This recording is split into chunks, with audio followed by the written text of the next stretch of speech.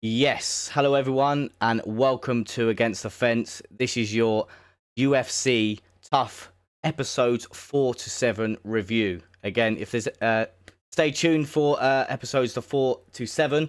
Just gonna have a brief breakdown of what happened in each episode, and I asked myself a few questions, like I did in episodes 1 to 3. I asked myself a few questions.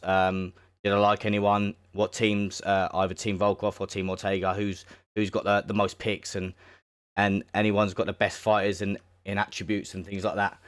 But we're diving with episode 4. So what happened in episode 4? We had a bantamweight fight. So of Team Volkov, we had Dustin Alambros, who is 5 wins and 0 losses, against Team Ortega's Vincent Murdoch, who is 12-4. And obviously, you know, from my previous video, Ortega is 3-0 up right now at this moment in time. So Volkanovski gave his team a bit of a prep talk to try and get them motivated, try and get the heads in the game. And with that motivation, he brought Michael Chiesa in to help everyone train. And we all know who Michael Chiesa is. He was the Ultimate Fighter season 15 winner. So again, him walking in and having a little spar and roll around grappling with the fighters, it did give them a massive boost. And then we move on to Brian Ortega's camp. So he entered the house, had a little dinner with his team. They rolled back stories of how they all got into fighting. And he told them stories about how he got into fighting and things like that. Again, sort of motivating his fighters of how he got into fighting himself. And as we all know, both teams do get their training sessions in. I will tell you one thing I do love about Brian Ortega's when he gets into fighting. He will sit down with his fighter and his team, and they will dial in on what they need to do. Brian Ortega's team watch tapes on their opponent, and they will dial deep into what he needs to do. Tells them, you need to do this, you need to do that. And I do love the way that Brian Ortega does do this, leading into the fights. It's really, really good. If do catch a watch of it if you do, because it is very interesting to see how he dials in deep into conversation with his fighters leading up to a fight. What was interesting about this episode 4 as well is Dustin of Team Volkanovski did miss weight in the weigh-ins, and he was told he needed 1 hour to lose all of that weight. So come on, this is Ultimate Fighter. You can't be missing weight like that, because obviously this is, you get one chance in this promotion, and he's missing weight like that. It's not really a good start, is it? But he did knock the weight off with that 1 hour in, so which was obviously was good, because he did come back and do it, which is fair play to him. Knocked it off in the end. So leading on to the fight, obviously I told you we had Vincent of Team Volkanovski. Vincent of Team Ortega taking on Volkanovski's Dustin Lambros. And in the fight, it was a bit of an edgy first round, but Team Ortega picked up another win with Vincent winning by a big KO. Kneed his opponent and dropped him, and the referee stepped in. That put Brian Ortega 4-0 up leading in. So, like, ridiculous. Brian Ortega is running away with the show at this point. He's 4-0 up, keeps controls of the picks. Crazy. And there was a little bit of beef at the end of this show just before it went off. Brian Ortega's team was showboating a little bit, and Volkanovski didn't like it. His team got a bit heated. They didn't really like it. There was a bit of back and forth arguments to do with that. But that's the end of episode 4. Brian Ortega is 4-0 up. Crazy. Leading on to episode 5, we have a middleweight bout this time in Brian Battle, who is 5-1 of Team Volkov, against Kerman Lanchanov of Team Ortega, who is 10 wins, 3 losses. These two, which is quite interesting about this episode, these two middleweights were the last two middleweights picked. So Brian Battle was last picked by Volkanovski, and Lachanov was last picked by Brian Ortega. So these two middleweights definitely have something to prove if they're being picked last. So definitely for me, if you want to make a statement, now's your chance, being both last picked. Again, Brian Ortega being 4-0 up. Both teams, obviously, like last time, get their training sessions in. Just after the training sessions, Brian Ortega entered the house again, and he started doing laps around the house, chanting and things like that, having a little joke with his team. They all did a little cheers around the house. Again, Volkanovski did not like that one bit. As I mentioned in episodes 1 to 3 as well, what I do like, they do show backgrounds of the fighters beforehand. So after they have their training sessions in, they show little clips of the fighters in previous organizations and how they grew up, what they're doing now, and things like that, which is a very good touch, as I mentioned in episodes 1 to 3 as well. I really do like that because it does actually give you an insight of the fighters yourself instead of you sort of having to search them up. So next up, we had obviously the weigh-ins were after that. Thank God for that. Both fighters made weight, which was good to see. And then we had the fight day.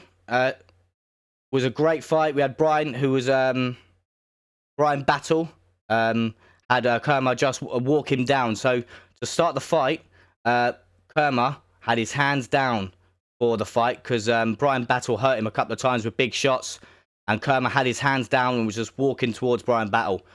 Crazy stuff, just hands down. Sometimes, you know, when you get in that little bit of a brawl, he had his hands down and was walking towards Brian Battle. Not sure why he was doing that, but in the end, it did go into, it was a back and forth fight. It did go into a third round. Obviously, in the Ultimate Fight, they only do 2 rounds, and if the judges score it 1-1, it does go into a round 3, the decider.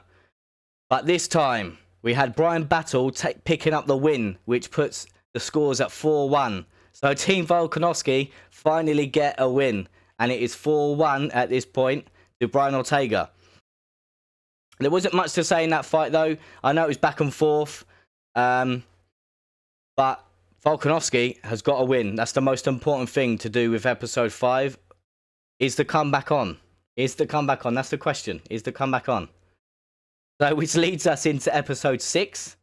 So you have a bantamweight fight between Dan Ogeta, who is 5-0 of Team Ortega, against Ricky Turcos of Team Volkanovski, 10-2. So again, this one's an interesting one. We all know the tough shows sometimes you like a bit of beef, like a little bit of jokes and things like that. And we had Team Ortega taking off the wheels of Volkanovski's cars and putting horses there. But the one interesting thing is that what Ortega did, he did leave a little donkey for Volkanovski, because obviously he's a little bit small. So he left a little bit of a donkey there for Volkanovski. But to be fair to Volkanovski, he did take that one on the chin. He did laugh a little for that one. But the games and the battles have sort of begun now. Obviously, there was a little bit of tension in episode 5 at the end of it. And now there's a little bit of gamesmanship going on now. But as I said a second ago, Volkanovski, to be fair to him, he took it on the chin. As the episodes always start, they both get training sessions in. They both work on their tactics. Again, as I mentioned on that on episode 4, Brian Ortega, I love the way he does it. I know he lost the last one, but I love the way he sits down his fighter. Really dials in on what they need to do.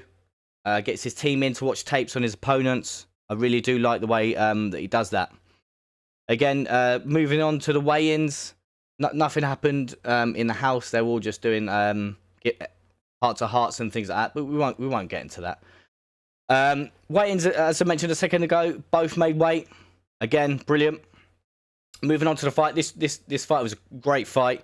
We had Ricky mixing it up at the start of the fight, mixing in his combos with leg kicks, mixing in with his lead jab. I really did like the way he took onto that, took this fight ahead. But we had Ricky still throwing a lot more strikes, as I mentioned. But Dan ends the round 1 with the takedown and a little bit of control time. So again, with the judges, I don't know how they're going to see that. But Ricky did start the round really well. Moving on to round 2, Ricky's pace and leg kicks did slow down a little bit in this round. So I think Dan did land more power shots in this round as well. Ricky's power did affect Ricky a lot in this fight, to be honest. And it did go into a third round, as I mentioned, in round 1 and round 2. Ricky was mixing up brilliantly. Leg kicks, combos, tried to mix in a takedown here and there. But all we had from Dan was just power shots. That's all we had, just standing there trying to land his big shots. But fair play to Ricky, he was landing a lot more than Dan. And guess what, guys? Team Volkanovski pick up another win. So it is 4-2 in the picks. So, as I mentioned, is the comeback on? It's 4-2 now. So, the comeback, the momentum is definitely shifting. It is 4-2 now. So, moving on to the last episode that I'm going to break down for you, episode 7. Is the comeback definitely on? Is Volkanovski, is it going to be 4-3 or is it going to be 5-2? But let's see. Let's see.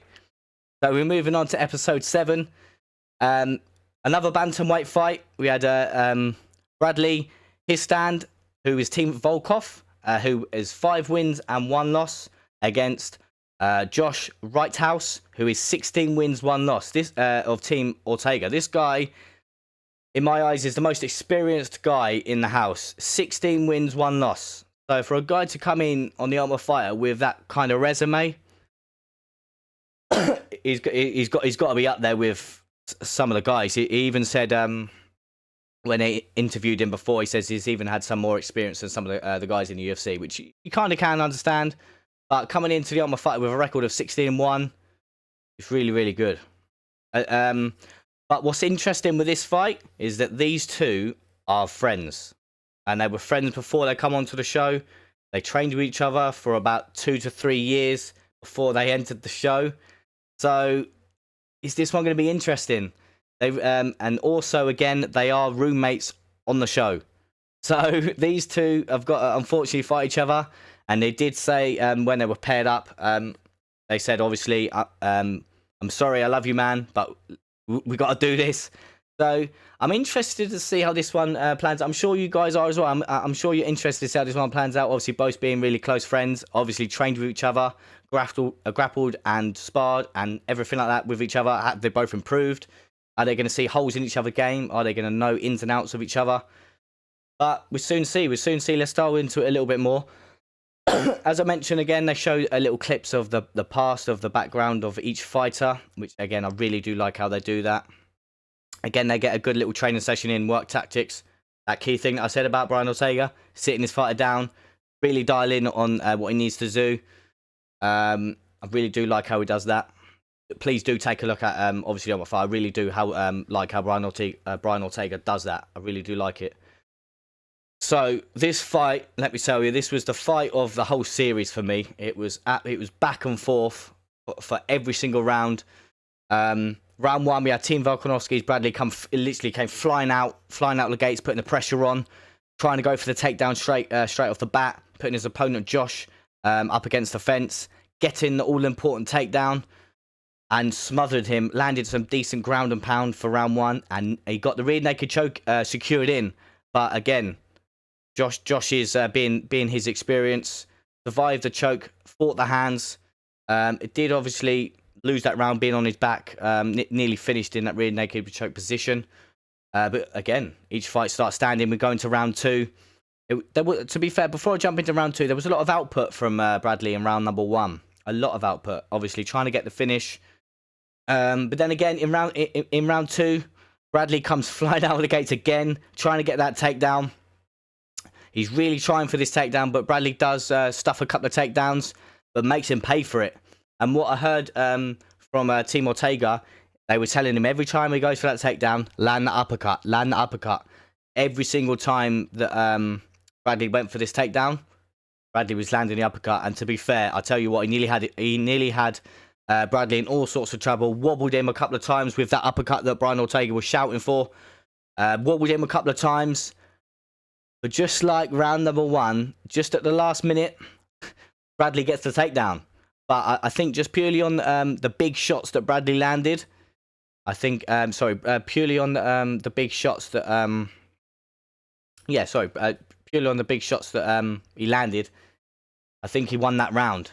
Definitely won that round. And Moving on to round number 3. So it was a draw. It was a draw. Moving on to round number 3. Sorry, I was talking about Josh landing the uppercut, so I do apologise. Moving on to round number 3. Bradley of Team Volkanovski looked so tired. He didn't even come flying out the gates like round number 1 and round number 2. He walked to the centre of the octagon. And Team Ortega noticed this and told Josh to put the pressure on.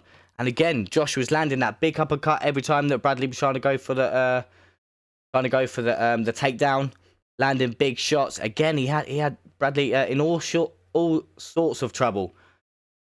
But below me down, Bradley gets the takedown with 2 minutes to go, and he does pour it on. And I mean, when I mean pour it on, he was emptying the gas tank on his friend Josh.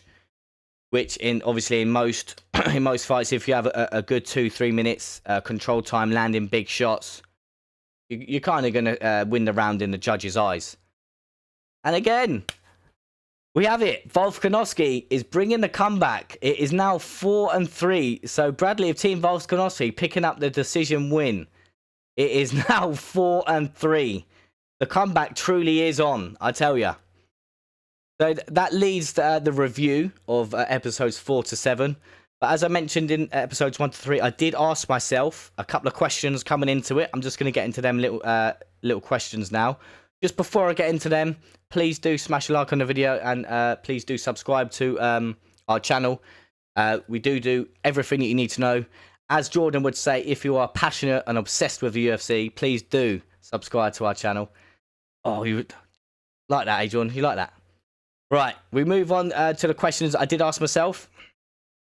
In my opinion, what is my opinion of this series so far? I did ask myself this question before.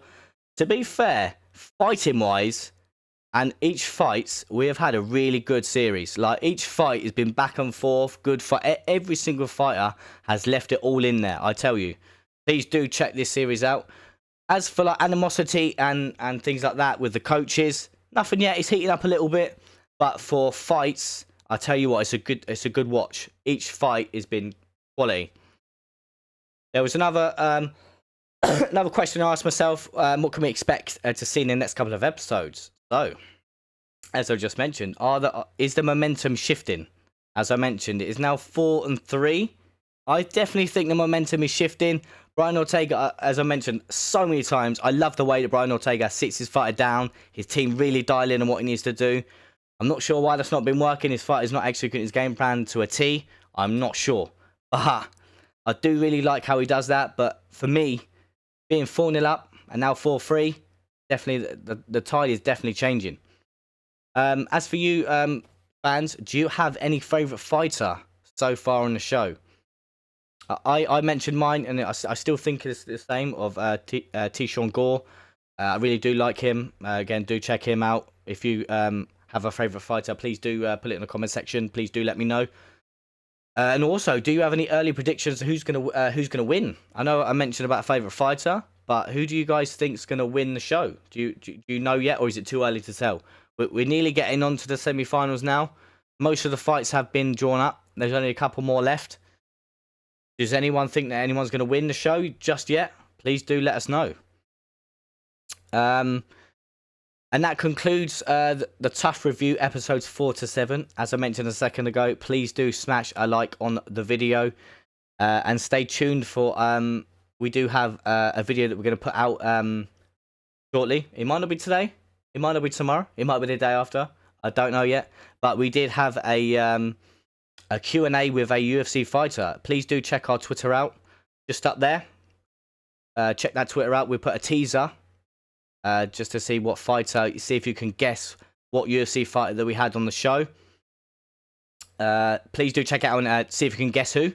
And also stay tuned for the weekly watch along at the weekend for Moises versus Makhachev. Stay tuned for that as well. So just remember, my name's Ash from Against the Fence. I've given you your TUF review. Stay tuned. There will be more reviews just coming. But please do smash a like on this video. And please do subscribe to our channel. Much appreciated. I'll see you next time.